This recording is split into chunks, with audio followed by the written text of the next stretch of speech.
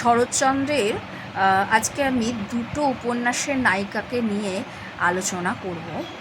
প্রথমত শরৎচন্দ্রের দেবদাস যে উপন্যাস আছে সেই উপন্যাসের দুই নায়িকা আছে, যে নায়িকাদের চরিত্র দেখলে নারী মনস্তত্ত্ব বোঝা যায়। প্রথম যে নায়িকা সে হলো পার্বতী। পার্বতী যে ছিল দেবদাসের ছোটোবেলার সঙ্গী এবং বড় হয়েছিল তারা একসাথে। তারপর দেবদাস যখন বাইরে চলে যায় পার্বতী একা হয়ে যায়, তারপর দেবদাস ফিরে আসে। পার্বতীর সাথে পার্বতী মনে মনে তাকে ভালোবাসতো, দেবদাসও ভালোবাসতো, কিন্তু পার্বতী আর দেবদাস এক হতে পারে না। তাদের মধ্যে বিচ্ছেদ ঘটে। পার্বতীর অন্যত্র বিয়ে হয়ে যায় আর বিবাহ হয় অন্যত্র, এবং দেবদাস একা থেকে যায়। তার জীবনে পরবর্তীকালে আসে চন্দ্রমুখী, যে ছিল একজন বার বনিতা। এই নারী কিন্তু অসাধারণ ব্যক্তিত্বময়ী এক নারী ছিল, যে দেবদাসের সঙ্গী হয়েছিল তার শেষ জীবনের। একদম দেবদাস যখন পার্বতীকে হারিয়ে মাদকাসক্ত হয়ে পড়ে, সেই মাদকাসক্তি থেকে তাকে উদ্ধার করে এই বারবনিতা চন্দ্রমুখী, এবং তার সেবা যত্ন করে এবং শুশ্রূষা করে তাকে সুস্থ করে তোলে। কিন্তু একদম শেষে দেখা যায়, যারা সিনেমা দেখেছো তারা জানো, এবং যারা উপন্যাসটা পড়েছো শরৎচন্দ্রের তারা জানো, এই কিন্তু বৈধ অবৈধ সম্পর্কের ঊর্ধ্বে উঠে গিয়েছিল এই চন্দ্রমুখী। তার কাছে কিন্তু কোনটা বৈধ সম্পর্ক কোনটা অবৈধ সম্পর্ক সেটা কিন্তু বড় হয়ে ওঠেনি। চন্দ্রমুখী ছিল এমনই এক ব্যক্তিত্বময়ী নারী যে শেষ পর্যন্ত দেবদাসের সঙ্গে ছিল, কিন্তু একদম শেষে দেখা যায় দেবদাস একা হয়ে যায় এবং মারা যায়। যেখানে পার্বতীকে শেষে দেখা যায় পার্বতী তাকে কিন্তু বাঁচাতে পারেনি, সেই পার্বতীর গৃহের বাইরে গিয়েই তার মৃত্যু হয়।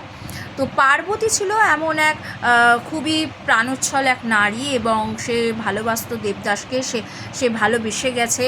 শেষে শরৎচন্দ্রবাবু বলে গেছেন যে পার্বতীর খবর আর রাখি না, তো জানি না সে কেমন আছে। তো সেক্ষেত্রে পার্বতী তার প্রতি যে একটা অবিচার, এই উক্তির মধ্য দিয়ে একটা ফুটে উঠেছে যে দেবদাসের সাথে একটা অবিচার, কারণ দেবদাসের পরিবার থেকে পার্বতীকে মেনে নেয়নি, এবং পার্বতীও দেবদাসের প্রতি একটা দেবদাস সবসময় পার্বতীকে চেয়ে এসেছে, কিন্তু পার্বতী তাকে খালি বুঝিয়ে এসেছে যে সেই সম্পর্কটা টেকার নয়। অনেক রকম ব্যাপার আছে। সেই মনস্তত্ত্বর দিক থেকে দেখতে গেলে পার্বতী আর চন্দ্রমুখী কিন্তু এক পয়সা দুই পিঠও বলবো না, দুজন একদম ভিন্ন বৈপরীত্য চরিত্র। হ্যাঁ, এক পয়সা দুটো পিঠও বলা যেতে পারে। চন্দ্রমুখী কিন্তু এখানে বৈধ অবৈধ সম্পর্ক। যখন পার্বতী যখন দেখলো যে পার্বতীদের যে ফ্যামিলি ছিল, সে পার্বতী যখন দেখলো যে দেবদাসের ফ্যামিলি থেকে বোঝালো দেবদাসের সঙ্গে হওয়ার নয়, দেবদাসের মাও মেনে নিল না, তখন তাদের এই সম্পর্ক, সেই সম্পর্কে পার্বতী তার মূল্যবোধটাকে বুঝেছে এবং সে বেরিয়ে গেছে। কিন্তু পরবর্তীকালে দেখা যায় চন্দ্রমুখী এই সম্পর্কের বৈধতা নিয়ে অবৈধতা নিয়ে চন্দ্রমুখীকে পার্বতী বেশ কথা শোনায়, কিন্তু চন্দ্রমুখী সেই সব কথার ঊর্ধ্বে উঠে গিয়ে দেবদাসের সঙ্গী থাকে বন্ধু হিসেবে। সে কিন্তু ভালোবাসা পাওয়ার জন্য তার সঙ্গী ছিল না। সে ভালোবাসতো, কিন্তু সে কিন্তু প্রত্যাশা করেনি দেবদাসও তাকে ভালোবাসবে। সে জানতো দেবদাস পার্বতীকেই ভালোবাসে। এই যে দুই নারী মনস্তত্ত্বকে তিনি তুলে ধরেছেন, এক অসাধারণ তার সাহিত্য কীর্তি।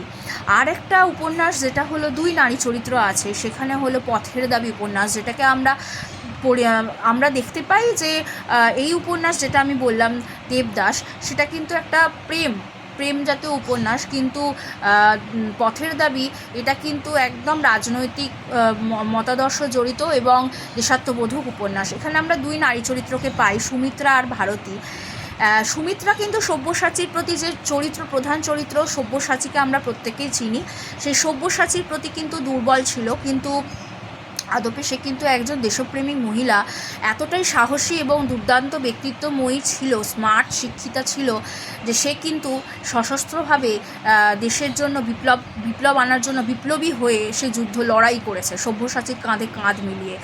সেই অসাধারণ ব্যক্তিত্বময়ী নারীর বিপরীতে আরেক চরিত্র আছে ভারতী, যে কিন্তু ব্যক্তিত্বময়ী অবশ্যই ছিল, তার বয়সটা সুমিত্রার থেকে কম হলেও সে কিন্তু চেয়েছিল, সে দেশের ভালো অবশ্যই চাইতো, কিন্তু কিন্তু সেটা পরোক্ষভাবে সে চাইতো কৃষকদের উন্নয়ন হোক, কৃষকরা দেশের সাধারণ জনগণ শিক্ষার আলো তাদের মধ্যে পৌঁছক, শ্রমিকদের উন্নয়ন হোক, আরও যারা আছে তাদের শিক্ষায় তারা শিক্ষিত হয়ে উঠুক। অপূর্বকে সে ভালোবেসেছিল। আরেকটা চরিত্র আমরা পাই, অপূর্ব পুরুষ চরিত্র, যে পুরুষ চরিত্র কিন্তু দেখতে গেলে ব্রাহ্মণ চরিত্র ছিল। খ্রিস্টান নারী এই ভারতীকে সে ভালোবাসলেও ভারতীর ভালোবাসার মর্ম সে কিন্তু বোঝেনি, সে সেই বোধ তার ছিল না, কিন্তু ভারতীর অসম্ভব ভালোবাসার সেবা যত্নে কিন্তু অপূর্ব ছিল এবং তাকে ভালোবেসেছিল। এই দুই নারী মনস্তত্ত্ব দেখলেও কিন্তু দেখা যায় যে শরৎচন্দ্র চট্টোপাধ্যায়, কথাসাহিত্যিক শরৎচন্দ্র চট্টোপাধ্যায় কীভাবে নারীদেরকে তার উপন্যাসে অঙ্কন করে গেছেন। আজকে এই দুটো উপন্যাস আমি আলোচনা করলাম নারী চরিত্র, শুধুমাত্র নারী চরিত্র, সুমিত্রা আর ভারতী, পথের দাবি থেকে আর দেবদাস থেকে চন্দ্রমুখী আর পার্বতী। আশা করছি তোমাদের নারী চরিত্রগুলো, নারী মনস্তত্ত্বগুলো আলোচনার এই যে ক্লাসগুলো তোমাদের ভালো লাগবে। টুকরো টুকরো তথ্যগুলো জানা একদম জরুরি। ধন্যবাদ।